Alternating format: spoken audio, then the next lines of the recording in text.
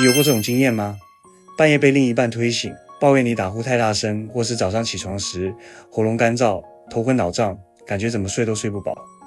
很多人以为打呼只是小事，但其实长期打呼可能是睡眠呼吸中止症的前兆，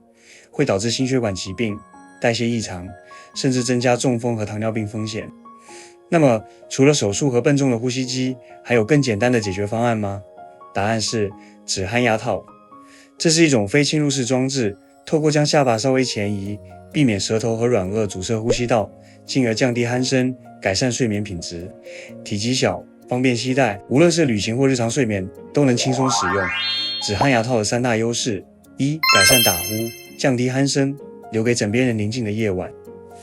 二、提升睡眠，改善呼吸道通畅，让深层睡眠更持久；三、简单方便，无需手术或机械设备，牙医专业调整即可使用。不要再让打呼影响生活和健康，让止鼾牙套帮助你告别打呼，享受高品质睡眠。